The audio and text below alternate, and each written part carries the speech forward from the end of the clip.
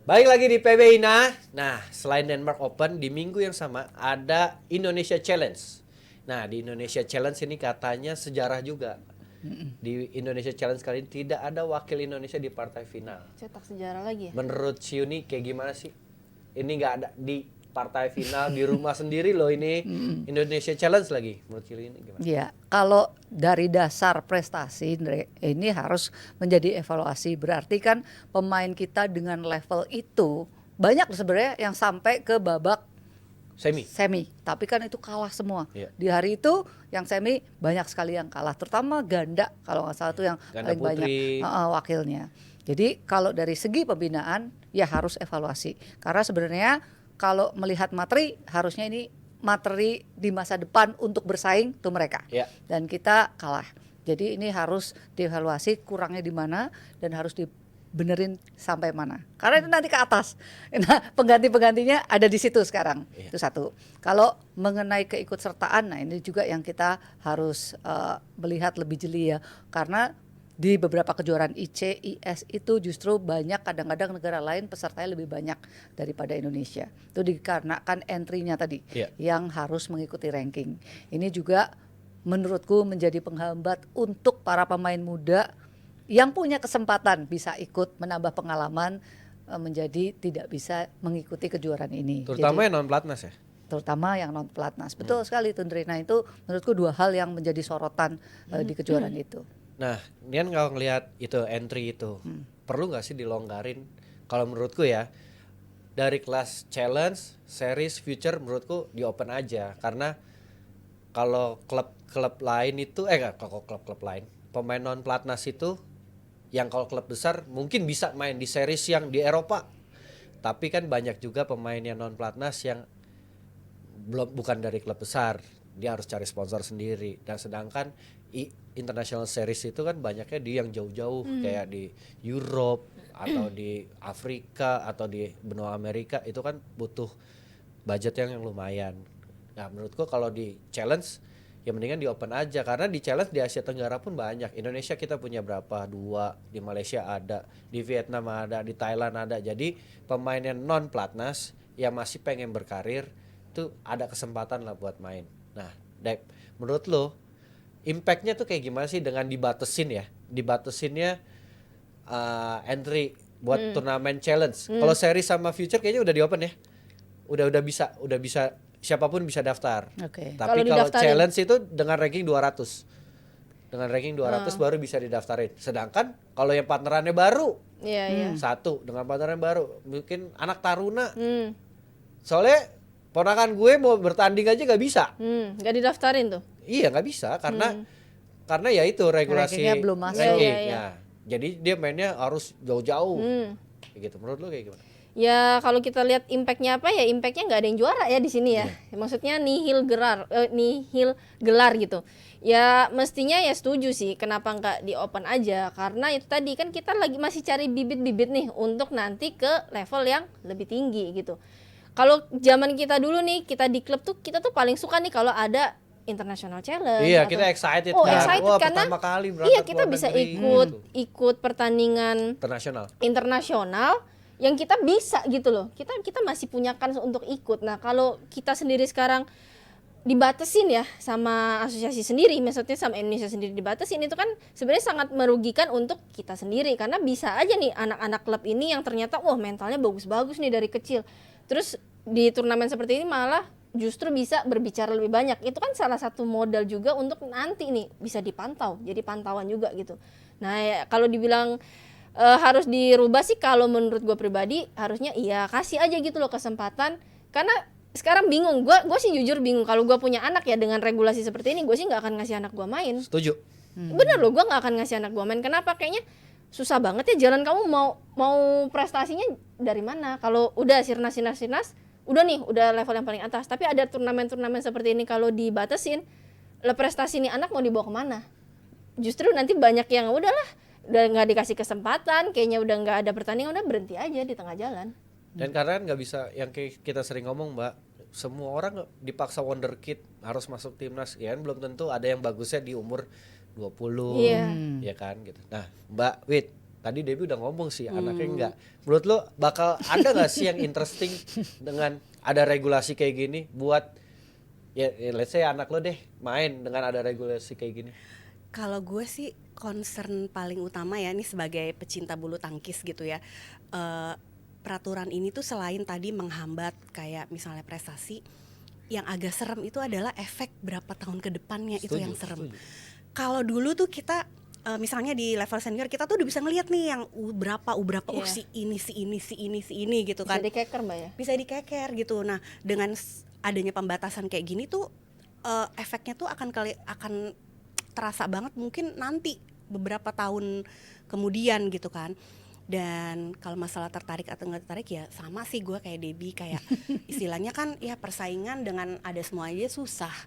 Apalagi kalau fasilitasnya, which is turnamen kan salah satu fasilitasnya itu dicabut, nggak ada, ya mau gimana ya, berarti lama-lama minat bulu tangkis jadi berkurang di Indonesia. Lama-lama regenerasi kita terhambat juga, lama-lama punah kan serem gitu. Iya, padahal kalau dilihat jumlah turnamen banyak ya. Ibaratnya ada beberapa turnamen gitu Andre yang level itu tadi challenge IS di Indonesia. Nah, harus dilihat sebenarnya keberhasilan sebuah turnamen itu apa sih? Partisipasi kan? banyak. Nah, partisipasi yang kita tunggu. Kemudian kedua, dari sisi Indonesia, kalau itu banyak Dre, dia bisa melihat perkembangan prestasi bulu tangkis Indonesia sejauh mana. Ini level-level yang non pelatnas. Banyak loh, maksudnya atlet yang di klub percepatannya udah bagus. Maksudnya sebenarnya dia masih kelasnya anggaplah remaja atau taruna, tapi sebenarnya kemampuannya sudah bisa bersaing tapi terhalang ikut. Nah, itu kan sayang banget. Kedua, ketiga, itu pengalaman juga itu perlu waktu dan perlu banyak jam terbang. Jadi kenapa nggak kesini gitu kan? Maksudnya itu kan dia juga nggak akan langsung menang. Maksudnya butuh effort untuk dia menjadi seseorang pemain bulu tangkis yang hebat. Jadi wadah ini itu tepat sebenarnya untuk dibuat mediocre anak-anak yang seperti itu tuh Andre, yang belum bisa masuk tapi masa depannya bagus Andre. Jadi direlakan untuk berangkat ke situ. Gitu loh. Dan oleh spend uang loh. Klubnya. Iya dong. Spend uang sendiri. Dan menurutku juga kalau kita dibatasin gini, misalnya pemain taruna yang mau main di international challenge di let's say di mana lah, di Eropa atau di mana, nggak bisa. Nanti kalau dia one day masuk pelatnas, dia juga nggak punya ranking. Dia masuk pelatnas nggak bisa punya ranking, nggak bisa bertanding juga. Jadinya kan susah gimana mau main di level yang lebih cepat di level atas kalau lu aja nggak punya ranking. Apalagi tunggal. Benar. Dan itu sebenarnya mau ngasih lihat kepada pemain itu gini loh, jujurnya kalau dari sisi klub ya, kadang ada pemain yang cepat puas ya Dep. Tapi ketika dia diturunin di internasional, nah tuh lihat tuh musuh lu nggak ada apa-apanya gitu. Iya, lu masih jauh gitu loh. Nah itu juga yang pengen Iya. kita kasih lihat gitu loh Andre. Nah lu chasing berapa tuh supaya lu bisa di situ, segitu aja lu belum apa-apa. Jadi itu juga banyak hal positif kalau pemain-pemain tuh bisa ikut ya. Kasih cermin juga buat mereka. Nih loh, pencapaian lu tuh seberapa sebenarnya. Kalau boleh nambahin sedikit, bener sih, aku setuju banget. Jadi inget lagi gitu waktu masih di klub. Jadi itu masih taruna berarti kan. Bener, kita udah juara Sirnas, kita udah juara Kejurnas. Jadi kayak ya udah, gue setiap ikut Sirnas pasti gue yang juara gitu. Jadi ada udah seperti itu. Tapi begitu nggak jumawa lah, maksudnya kayak udah level gue udah di sini gitu, udah bagus atas, nih gitu. Udah yakin, gue liat drawing aja udah yakin gue pasti final, ibaratnya gitu. Nah begitu kita dikasih kesempatan itu, inget banget tuh waktu itu kita dibilang oke, kalau kalian nih hasilnya bagus, juara Kejurnas, kalian ada ranking nasionalnya bagus, bisa aja loh kalian main di Indonesia Open. Wah itu mimpi semua atlet tuh, main di Istora itu mimpi semua orang. Apalagi dengan karena kan biasa kita sebagai atlet itu cuma nonton para senior kita yang di TV, bisa nonton langsung di situ, dan ternyata kita bisa, walaupun kualifikasi ya, itu main di kualifikasi aja udah bangganya tuh udah luar biasa. Walaupun ya itu kualifikasi pertama atau kedua kita belum tentu lolos ke babak utama, tapi ya itu tadi di situ kita belajar, gila nggak ada seujung jarinya kita dibandingin sama yang lain. Nah itu jadi motivasi untuk anak-anak klub supaya berarti gue powernya nih masih jauh dibandingin lain. Latihannya lebih dibandingin biasanya. Terus lebih motivasinya tuh lebih membara kalau menurut gue. Nah itu yang nggak boleh hilang. Dan ini terjadi sama atlet luar negeri yang ikut, berarti kan mereka banyak banget dapat pelajaran berharga. Padahal kan sayang ya, ini kita di tuan rumah juga, terus banyak pemain-pemain yang masih pengen loh walaupun maksudnya ya rankingnya belum 200, dia pengen ya udah start ulang, main di turnamen challenge dulu. Dan kalau dia bisa main di Indonesia, nanti dia main di Vietnam, dia main Thailand. Soalnya di Asia Tenggara pun bukan klub besar ya, yang bisa bayar sendiri gitu, nggak terlalu keluar uang banyak. Iya. Kalau harus ke Eropa itu kan butuh uang berapa buat satu turnamen? Kalau satu turnamen rugi, 3 turnamen mahal. Iya. Itu harus yang bapaknya, mamanya kaya raya ya, saudara-saudara. Dan Andre, Sirnas sama turnamen internasional, feel-nya Iya, Beda. jauh beda gitu loh. Maksudku mereka sangat perlu dapat itu. Iya. Ya kan, biar lu udah harus connect apa impian lu apa gitu. Iya, Tapi iya. harus dilihatin dulu, nggak segampang ini nih impian lu gitu ya. Tapi mungkin saya berpikir ketakutannya kan memang ada tren judi-judi itu loh. Iya. Match fixing. Nah itu mungkin federasi membatasi atas dasar itu. Tapi kan kembali lagi SI-nya kan tetap di PBSI. Mungkin kan bisa juga dicek. Iya. Kalau yang ikut emang Iya. yang sedang Langsung on di-ban track, aja. Udah benar-benar ya langsung mungkin di-ban ya aja. kalau ada mungkin ketakutan seperti itu gitu loh Andre. Menurutku kalau soal ranking biar ya udah BWF juga udah kurasi kok. Ya kalau ranking segini bisa masuk, ini enggak, jangan jadi ya udah kalau misalnya yang ketakutan dari judi itu kan bisa di tracking Iya. siapa Iya. pemainnya gitu. Iya benar, harus di tracking, maksudnya cari misalnya memang yang ada dicurigai ya, siapa yang match fixing itu harus dicurigai yang ini. Tapi ya itu jangan jadi mengorbankan semua pemain loh. Itu kan jadi ngorbanin semua banyak banget Masa mimpi depan anak-anak anak bangsa. loh. Anak-anak bangsa, jadi kayak kita nutup mimpi anak-anak bangsa. Lagi lah bahasa gua kan. Prosesnya yang memang harus dilewati Iya. dan ini sebaiknya ya dibuka gitu loh ya kan Andre. Nah, kan ini juga di media udah terlihat santar, buset santar. Legend-legend dipanggil ke PBSI Pusat. Nah, ini pada mau ngapain sih legend-legend Pada datang nggak ini? sih, Le? Nah, gue kan gak diundang. Kalau gue diundang kan Gua gue tanya, chatting dulu. makanya pada datang nggak Hah? gitu. Coba lo chatting yang Yang diundang. diundang Ibu Liliana, Ya, ibu iya. ya, ada pakai ibu ya. Ibu. Nah, ini mau ngapain sih Ci ini pada legend-legend ini mau didatangin ke PBSI Pusat? Ya mungkin menjelang Olimpiade kali Andre, jadi butuh masukan dan apa saja yang perlu dipersiapkan menjelang Olimpiade, pengalaman dari legend-legend untuk bisa meraih medali emas di Olimpiade itu seperti apa. Mungkin kurang lebihnya kan gitu ya Andre. Tapi berarti kemarin-kemarin enggak? Not yet. Not yet. Telat banget ya, tapi ya kalau dilihat kan nggak nyampe 1 tahun loh. Harusnya udah dari jauh sebelum itu udah harusnya sebenarnya dilibatkan, karena kita tuh banyak banget pemain legend yang nganggur ya, nggak dilibatkan gitu. Ibaratnya experience mereka tuh mahal loh, sayang dipakai di tempat lain, diundang ke sana sini tapi baru diundang sekarang. Nah, Sebenarnya sayang. kan kita udah sering bilang tim China, Sudirman Cup, Olimpik. Apa kita ditonton sebenarnya? Ya kayaknya. Ya kan tim China kayak let's say Sudirman, Lindan ada, Fuaifeng ada, Gauling, Ya, Cayun, semua. Turun terus gunung iya, pokoknya. Lisuri semua Iya. datang, maksudnya emang support. Nah sekarang ya semoga juga walaupun sedikit terlambat, ada waktu 10 Iya. bulan, ya emang harus dimaksimalin ya nggak Mbak? Iya, walaupun ya 10 bulan sih kalau misalnya kita melihat dari yang sebelum-sebelumnya ya, dulu pengalaman waktu gue di PBSI gitu ngelihat wah timnya tuh dibentuknya tuh wah nggak 10 bulan sih, jauh lebih lama dari itu. Karena kan Olimpiade ya bukan main-main ya, target yang panjang dan itu banyak orang yang terlibat. Misalnya kayak prospek emas di siapa itu di baliknya itu banyak orang yang terlibat, banyak ahli gitu. Nah, sekarang walaupun ya 10 bulan tapi ya nggak tahu deh, mungkin patut diapresiasi juga ya Iya, langkahnya iya dong. dan Paling nggak ya, ada langkah yang diambil. ada langkah dan ya sama-sama buat Badminton tradisi kan? emas nih iya, gitu. buat badminton Indonesia jangan Ha-ha. keputus.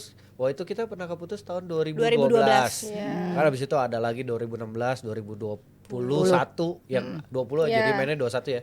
Ini mudah-mudahan di 2024 kan juga ada medali emas ya, bukan medali aja karena kan tradisi Iya, emas bukan dong. tradisi medali Iya gitu. dong. Dari sektor mana aja boleh deh, yang penting medalinya emas Ya, gitu. yang penting ada tradisi emas itu tetap berlanjut aja, Iya. jangan Dan- keputus. Yang penting lolos dulu ini Restu Olimpiade. Kalau lolos mah pasti lolos Mbak, karena paling nggak kalau rankingnya nggak satu. masuk kan ada perwakilan Perwakilan satu. negara. Kalau lolos ya sih, dua lah maksimalin maksudnya. iya. Kalau dulu itu kan, nah ini bedanya ya. Kalau bedanya sekarang yang penting lolos dulu gitu, ada perwakilan. Kalau dulu itu gimana kita mikirin satu sektor ada 2. Nah itu yang lumayan signifikan ya. Secara ekspektasi ya. Iya gitu. Maksudnya kalau dulu kan gimana caranya di satu sektor ini ada 2 amunisi nih. Jadi saling bahu membahu, nggak single fighter terus dia. Nah, kalau di sini ya memang kita realitanya kita masih bilang yang penting lolos dulu gitu. Kalau Cina bahkan gimana caranya supaya ranking 1 dan 2. Jadi ketemunya di final. Iya, itu memang dari dulu begitu ya, agak susah. Ya kalau China targetnya kayak London dia 5 emas. Iya, dia mau gini, kemudian Kalau sapu China bersih targetnya dia. 5. Makanya ketika di Rio dapat 2 ya kalau nggak salah itu Gagal. gagal. Dia 2 aja gagal. Padahal tuh ngumpet, pandemi nggak main loh dia. Iya. Kan jarang keluar. Iya. Nggak pernah keluar. Nggak pernah keluar. Dia di asrama aja tiap Wah, hari latihan. bingung banget tuh Ndre. Gila bisa ya. Nggak, soalnya saya juga di Cina pas pandemi. Ngapain aja tuh, Le? Ngapain, Le? Tapi ya yang luar biasa itu ya kalau semua pada nonton setelah pandemi itu kan mereka nggak pertandingan sama sekali ya, benar-benar cuma latihan persiapan. Pas di Olimpik tuh kayak ngelihat mereka tuh mainnya kayak orang gila, kayak orang haus, Kayak gelar keluar dari kayak dari habis dilepas lu dibebasin gitu. Dan yang harus di garis besari adalah gila badannya semuanya jadi semua, kering semuanya, Iya. benar-benar berotot dan Kok malah nggak takut? Iya. Kok dapat aja feel-nya malah Betul. lebih bagus. Mungkin dia turnamen internal. iya, tapi mereka banyak kan bikin kayak simulasi gitu. Ingat nggak? Soalnya secara Ya. negara, Ya. secara negara kita waktu itu ya, waktu mau Olimpik itu kita udah bebas boleh kemana aja. Iya, cuman Secara nggak boleh keluar aja kan. Karena kalau keluar negeri balik 30 hari karantina. Iya. Iya. Jadi mereka bikin banyak banget kayak simulasi turnamen Iya. sendiri kan. Nah, itu yang bikin feel-nya tetap ada. Iya, Iya, tapi persaingan. gila nggak gampang loh tuh, berani Iya. banget Iya, menurutku. hebat. It's too risky, Iya. nggak ada pertandingan luar negeri sama sekali loh, toto langsung Dan Olimpiade. terakhir sebelum Olimpik kayaknya dia udah mulai tanding kan. Dan dia campnya nggak di Iya, Cina, di iya. Thailand. Ya nggak balik lah, Iya. langsung Jadi gitu dia kan. benar-benar sewa satu hotel di Thailand untuk timnas, latihan di situ, semua diimport ke situ. Jadi dari sana baliknya ke Thailand, dari sana baliknya ke Thailand. Iya. Nah, itu baru planning yang sangat terencana. Jadi walaupun batasannya kurang batasan apa lagi tuh, coba nggak boleh keluar negara, Iya. ya kan? Tapi beneran loh Ndre, ini 10 bulan lagi tuh nggak gampang Ndre, Iya. karena lihat posisi pemain juga dalam posisi underdog nih sekarang ini dari segi ranking di semua sektor ya kan, gimana balikin mental mereka, terus timnya mau seperti apa nih menjelang Olimpik itu penting loh. Karena hal kecil itu bisa mengganggu si atlet sebenarnya. Makanya waktu kita dulu persiapan di Rio, kita beneran bikin atletnya nggak usah mikirin apapun, kalau bisa mereka fokus aja, kalau ada masalah mereka harus ngomong ke kita. Nah itu jaganya juga Iya. aduh ya. Dan gak sebentar kan. Iya, jagainnya iya lama. jangka panjang. Mereka harus dapat trustnya dulu juga sama kita kan untuk maintain relationship itu gitu, Ndre. Ya, itu memang ada usaha pasti ada hasil, Ndre. Ya, mudah-mudahan JBL setelah dipanggil legend-legend ini kita bisa jadi lebih baik secara pemain, pertandingan yang lain-lain juga bisa lebih lancar lah gitu. Dan jangan lupa Jebre Media akan menyiarkan dan menyelenggarakan pertandingan GOAT Match The Juara antara Sultan Andara Raffi Ahmad akan berhadapan dengan The Real Champion Aupik di tanggal 29 November. Tiketnya bisa di War, bisa dipantengin juga Jebre Media. Nanti ada juga di PBI. Nah, line up-nya nih Taufik Hidayat akan berhadapan dengan Raffi Ahmad di The Juara. Ada juga next match-nya ada Podcast Ancur berhadapan dengan agak lain. Nah, ini ada Pak Michael Wanandi dan Gading Martin berhadapan dengan Pak Wandi Wanandi dan CEO Valentino Jebret Simanjuntak. Ada juga Podcast Ancur nih sama agak lain. Wah, ini seru nih. Lenong yang ini. Ancur-ancuran ini. Nih ada CEO juga. Partai Bang sampai Valen. contor. Lawan Desta, Dedi Mahendra Desta, dan terakhirnya ada Ibnu Jamil dan Ririn Ekawati lawan Judika dan Duma Riris. Jadi jangan lupa nanti dipantengin IG-nya Jebre Media, IG-nya The Juara, terus juga jangan lupa di War tiketnya. Tanggal 26 November di nanti Abrar yang kasih tahu di mananya. Jadi terima kasih buat Mbak Wit, Debbie, Ciuni, terima Sama-sama. kasih udah datang. Jadi JBL ketemu di minggu depan ya. Dadah. Yeay. Itu kemarin